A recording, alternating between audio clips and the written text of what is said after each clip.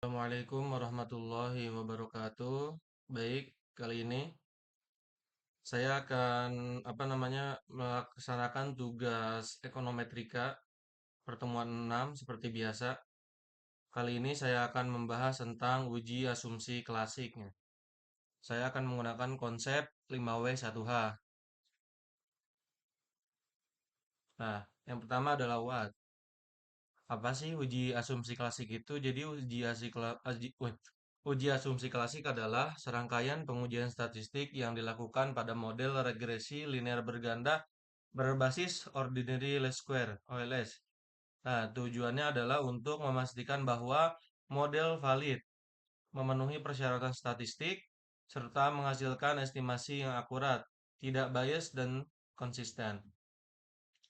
Yang kedua adalah siapa yang menggunakan uji asumsi klasik tersebut? Nah, biasanya digunakan oleh para peneliti, data analisis, mahasiswa, hingga data saintis.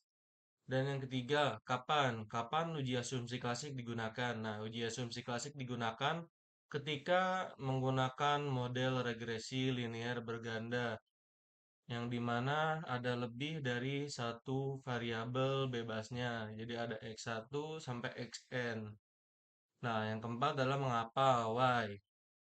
Mengapa ujian simplifikasi klasik ini digunakan? Nah, uji asumsi klasik ini digunakan karena supaya data tersebut dapat disebut blue.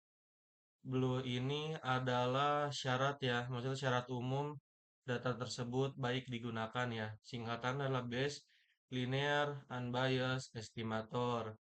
Kelima adalah di mana dilakukan uji asumsi klasik. Nah, biasanya banyak digunakan dalam bidang ekonomi, statistika, analisis data, penelitian akademik, hingga penyusunan skripsi.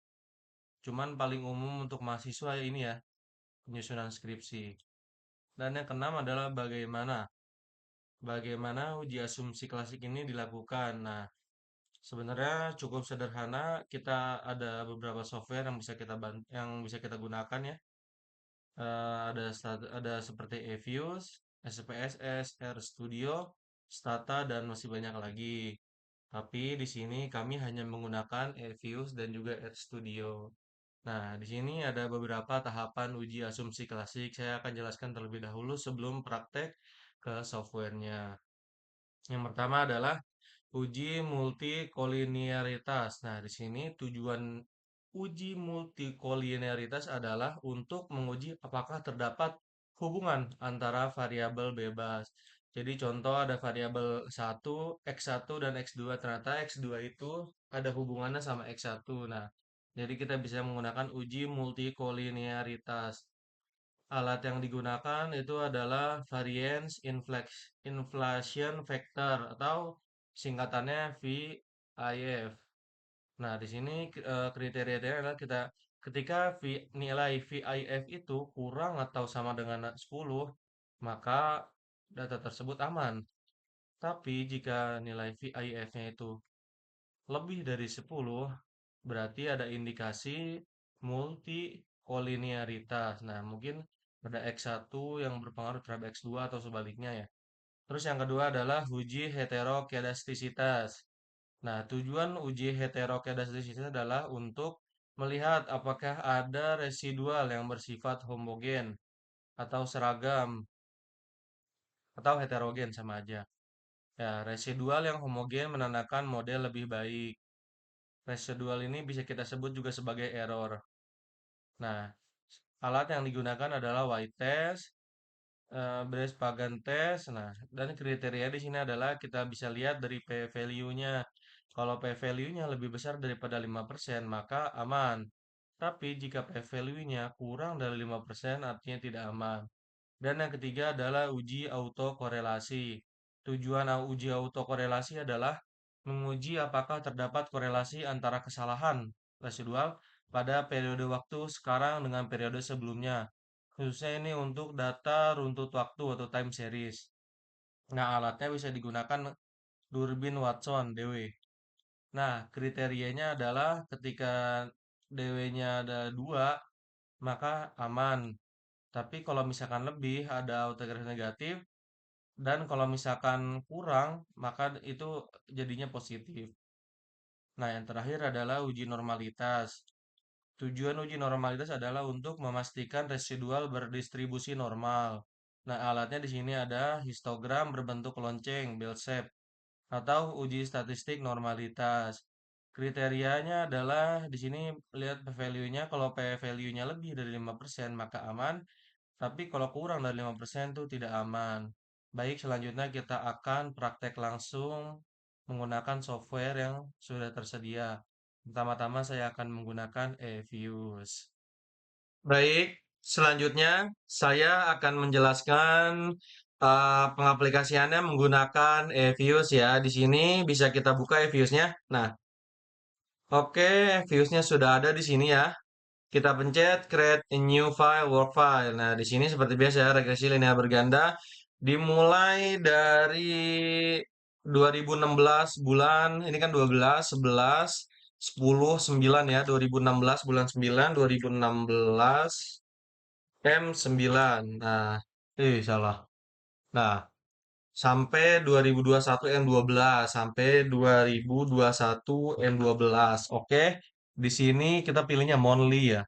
Kita pakai oke di sini. Pencet quick empty group edit series. Nah, di sini kita bisa copy paste ya datanya. Dari sini finance syariah kita copy semua. Terus ya copy copy paste ya. Di sini ya naruhnya, jangan di sini, di sini. Control V. Nah, udah semua nih ya. Ada ini ya, ini Y-nya, ini X1, X2, ini X3, ini X4. Jadi ada satu variabel tak bebas, ada tiga variabel bebasnya di sini.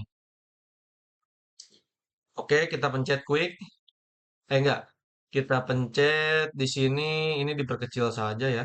Enggak, perkecil. Nah, di sini bisa kita pencet di sini ya, kita pilih BI rate, finance syariah, inflasi, nilai tukar PDB. Klik kanan, open as equation. Di sini yang menjadi ini ya finance syariah ya, yang jadi Y-nya. Nah, udah gitu ini kita hapus, kita C. Yang pertama itu adalah BI rate.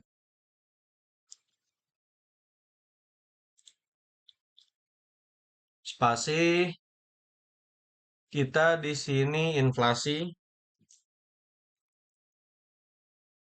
inflasi, spasi, nilai tukar, spasi, PDB. Nah, sudah ada 4 ya. 1, 2, 3, 4. Kita pencet oke, langsung muncul ini nilainya. Ini regresi linear berganda biasa. Nah, kita akan melakukan uji-uji yang akan kita lakukan ya. Uji 4 tadi. Ya, ada 4 ya, tapi satunya hanya apa namanya koefisien. Yang sisanya tiganya dia dari residual atau error. Pertama kita akan menggunakan yang multikolinearitas. Nah, di situ dia adalah koefisien. Jadi kita pencet view, koefisien diagnostik, kita pencet variance inflation factor. Nah, udah muncul ya. Di sini yang kita nilai adalah nilai center VIF-nya untuk interpretasinya. Dan selanjutnya kita akan akan uji heteroskedastisitas. Nah, di situ ada di bagian residual diagnostik. Pencet di views ya, residual diagnostik, terus pencet heteroskedasticity test. Oke. Nah, sini banyak tes-tesnya kita menggunakan white saja. Oke. Nah, sudah muncul.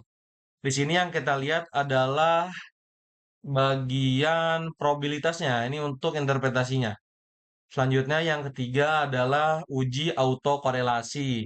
Uji autokorelasi kita bisa menggunakan di bagian view residual diagnostik, terus ada serial correlation LM test. Nah, kita lihat oke. Nah, kita lihat juga di bagian probabilitasnya untuk interpretasi. Nah, yang terakhir adalah uji normalitas ya menggunakan histogram. Ada di bagian view residual diagnostik dan histogram normality test. Kita pencet, nah udah ketemu hasilnya. Nah, di sini yang bagus itu seperti lonceng ya. Jadi yang paling tinggi ada di tengah dan ke kanan ada ke kiri. Nah, di sini mungkin bisa dibilang baik, tapi saya kurang begitu tahu juga. Tapi intinya kalau misalkan paling tinggi di tengah dan seperti gunung ya, gunung sama rata itu baik. Tapi kalau misalkan paling tinggi ada di sebelah kanan dan dia menjulang ke kiri, itu jatuhnya negatif. Tapi kalau misalkan dia paling tingginya di kiri, menjulang ke kanan, itu adalah positif.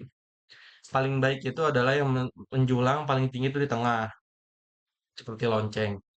Lanjut, udah ya, sudah 4 uji. Nah, mungkin kita akan lanjut menggunakan RStudio. Oke, selanjutnya kita akan menggunakan software RStudio ya untuk uji-uji yang 4 tadi itu ya. Ada yang dari residual, ada yang dari koefisien. Nah, kita buka RStudio-nya. Ini RStudio. Nah,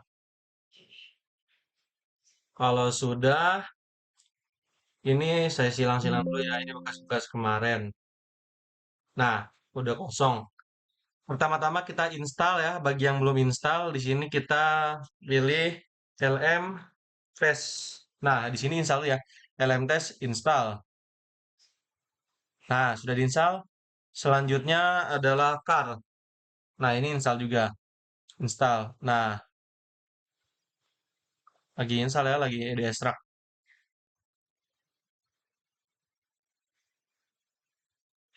Tunggu sebentar nih, masih install. Nah, sudah terdownload.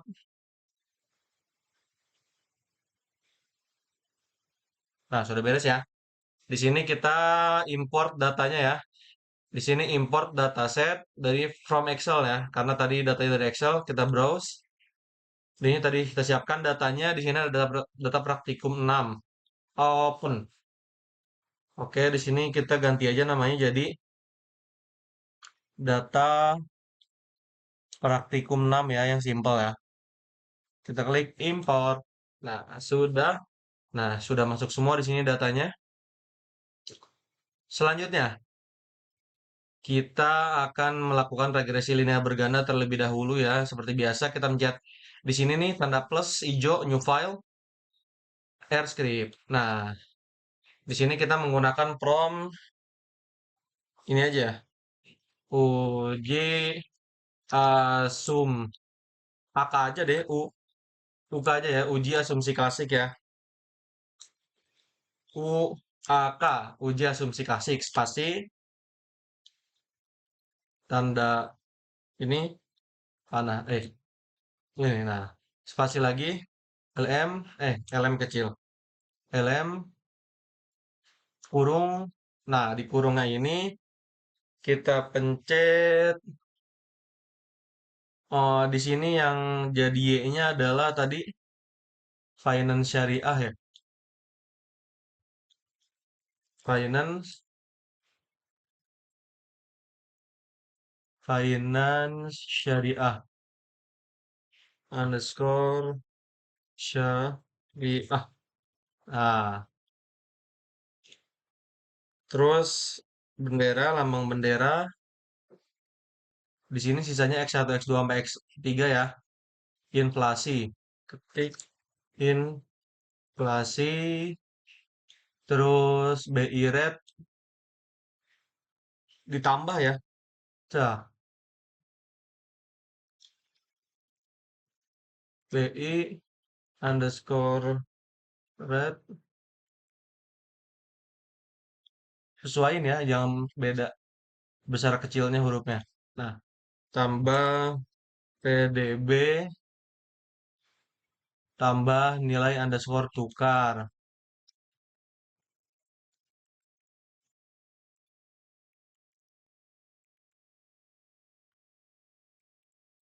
Nah, sudah.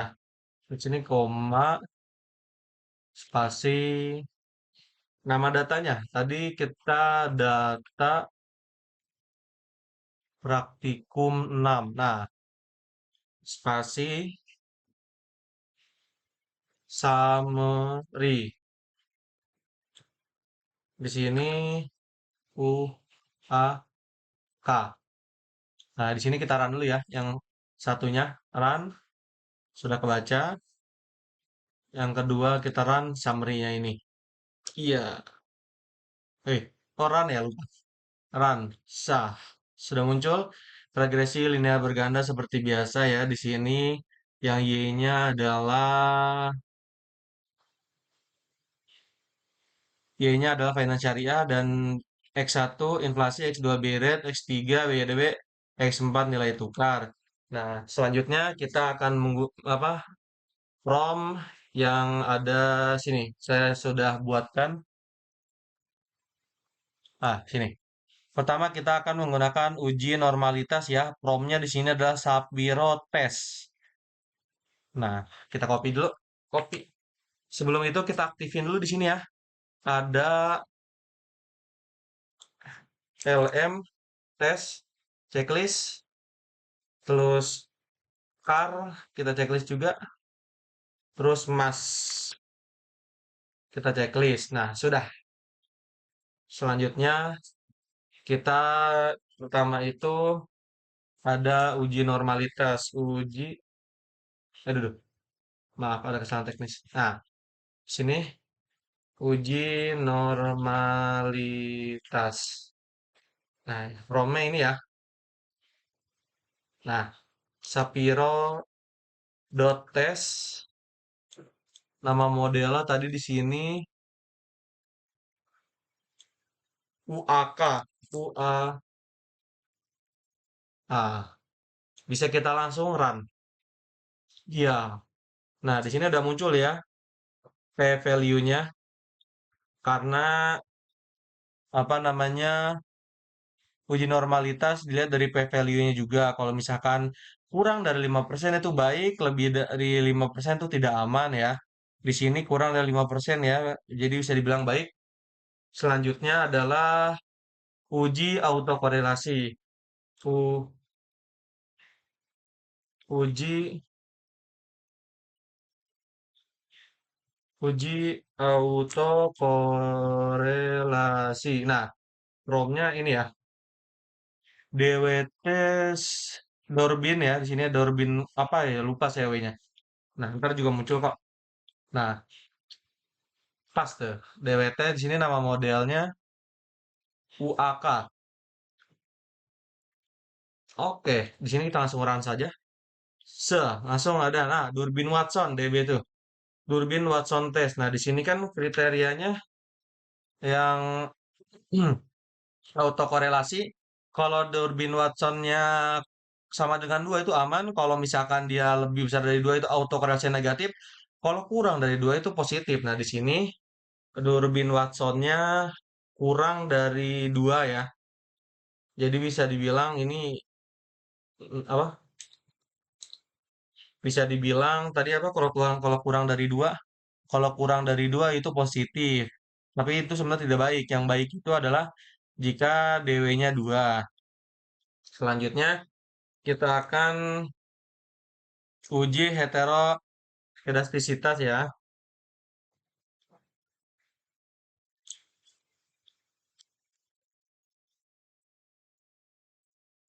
Nah, jadi promnya di sini adalah nih BP test. Nah, panjang memang ya. Bisa di-pause mungkin videonya. Nah, Master, di sini nama model kita tadi kan UAK. Nah, terus datanya itu,